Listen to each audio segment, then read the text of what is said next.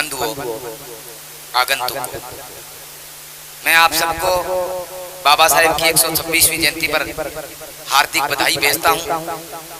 बाबा साहब को नमन करता हूं और फख्र करता हूं कि इतना जिंदा दिल लोग बाबा साहब की फौज में शामिल हैं।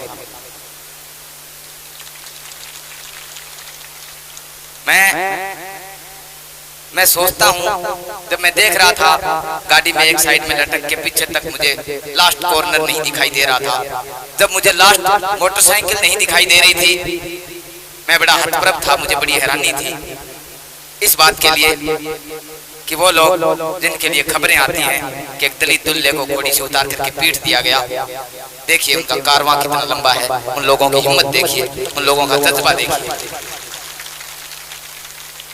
जब संविधान सभा बनी, 389 लोग संविधान सभा में बैठे, उनके पास जिम्मेदारी थी कि आगे सदियों सदियों तक भारत कैसे रहेगा, आगे सदियों सदियों तक भारत का बच्चा बच्चा जो बड़ा होगा, बूढ़ा होगा, मरेगा, फिर बच्चे पैदा होंगे, फिर बड़े होंगे, फिर बूढ़े होंगे, फिर मरेंगे, वो सदियों तक भारत कैसे रहेगा।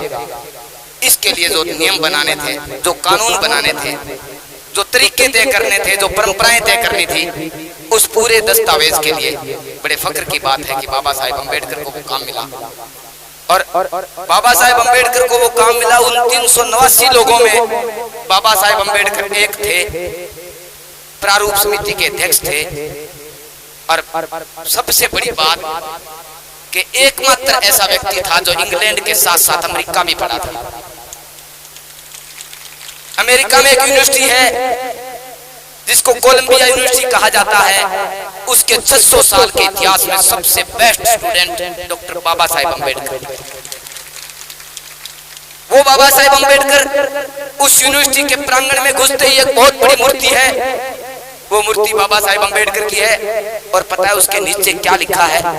उसके नीचे लिखा है द सिंबल ऑफ नॉलेज, ज्ञान का प्रतीक। पता है किस देश में ज्ञान का प्रतीक? उस देश में ज्ञान का प्रतीक जिस देश में उस जाति के व्यक्ति को शिक्षा लेना तो दूर, ग्रंथों के हाथ लगाने तक की मनाही थी। उस देश में, जिस देश में ग्रंथों को छूना तो दूर, उस शूद्र के कान में यदि एक संस्कृत का श्लोक भी गिर जाए तो उसके कानों में पिघला हुआ शीशा डाल देना चाहिए, ऐसे प्रावधान ग्रंथों में किए हुए थे। उस आदमी को दुनिया मानती है द सिंबल ऑफ नॉलेज, ज्ञान का प्रतीक। ये कितनी फख्र करने की बात है। मैं समझता हूँ मैं अपनी हजारों जिंदगियां वरदान उन पर कुर्बान कर दूं। ऐसी शख्सियत बाबा साहेब अम्बेडकर थे, और हमें फख्र इस बात पे करना चाहिए कि वो हम में से थे। और जब वो हम में से थे तो हम में से प्रत्येक अम्बेडकर है, प्रत्येक अम्बेडकर है, हम में से प्रत्येक अम्बेडकर है। लेकिन हम क्या करते हैं? आपको क्या लगता है इतने सुट्टिड बुट्टिड होने के लिए कहीं धूप तो नहीं आ रही? सब छाया में बैठे हो। इस छाया के लिए किसी ने लड़ाई लड़ी, प्यास तो नहीं लगी? लगती है तो पानी मिलता है। इस पानी के लिए किसी ने लड़ाई लड़ी थी। रोटी गरम गरम खा के आए हो, पेट भरा हुआ है, भूखे नहीं सोते, इसके लिए किसी ने लड़ाई लड़ी थी। सुबह सुबह बच्चा कहता है बाय बाय पापा मम्मी बाय बाय, स्कूल जाता है, इस स्कूल के लिए किसी ने लड़ाई लड़ी थी। जिसने लड़ाई लड़ी उसको चप्पलों के पास बैठाया गया था, लेकिन उससे सौगंध खाई थी कि मैं मेरी पीढ़ियों को चप्पलों के पास नहीं बिठाने दूंगा। जिसने लड़ाई लड़ी थी उसको उस स्कूल में टिफिन से दूर रहना पड़ा था, उसको नलके से पानी पीने की मनाही थी, टीचर उसकी स्लेट को कॉपी को छूता नहीं था। लेकिन क्या आपके साथ ऐसा होता है? नहीं होता। किसने कीमत चुकाई? क्या आपने चुकाई? क्या आपने इस आजादी की कीमत चुकाई थी? नहीं चुकाई आपने इस आजादी की कोई कीमत नहीं चुकाई। आप पॉकेट में सुविधाएं ले रहे हैं, लेकिन यदि बदले में अगर आप आज भी नहीं चुकाते तो मैं आपको गद्दार कहूंगा। गद्दार, वो गद्दार जो बाबा साहब के साथ गद्दारी करता है, वो गद्दार जो भारतीय संविधान के साथ गद्दारी करता है, वो गद्दार जो अपने देश के साथ गद्दारी करता है। अब आप पूछेंगे देश के साथ क्यों? क्योंकि देश की 90% जनता वो है जिसने घड़े बनाए हैं, जिसने तपती दोपहरी में लोग आता है, जिसने कपड़े बुने हैं, जिसने खेतों में काम किया है, वो लोग जिसने गायें पाली हैं, भैंसें पाली हैं, दूध की नदियां बहाई हैं। अगर आपका पढ़ना, आपका लिखना उस आदमी के कारवां को आगे नहीं ले जाता तो मैं आपको बेकार औलादे कहूंगा बाबा साहब की। इसलिए सौगंध खाइए कि जब भी आप पानी पिए आप बताएं अपने बच्चे को कि ये पानी मुझे बाबा साहब के संघर्ष की बदौलत मिला।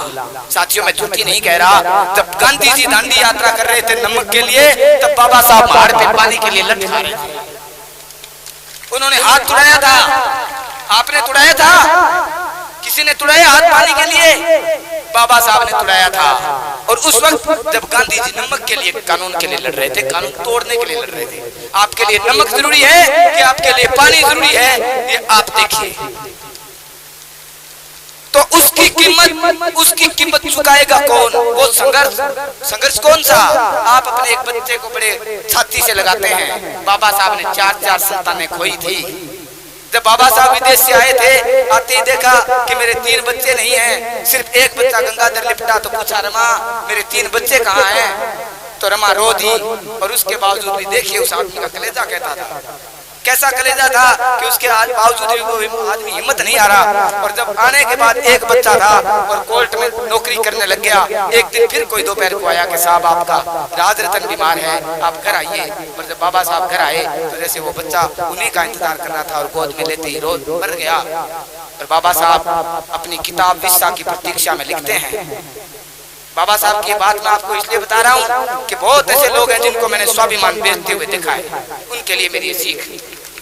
बाबा साहब ने कहा था, बाबा साहब ने लिखा था, कहा था नहीं, लिखा था इन द वेटिंग ऑफ विस्सा में। और लिखा क्या था कि जब मेरा एकमात्र बच्चा मेरी गोद में मर गया, तब मैं उसका अंतिम संस्कार करना चाहता था।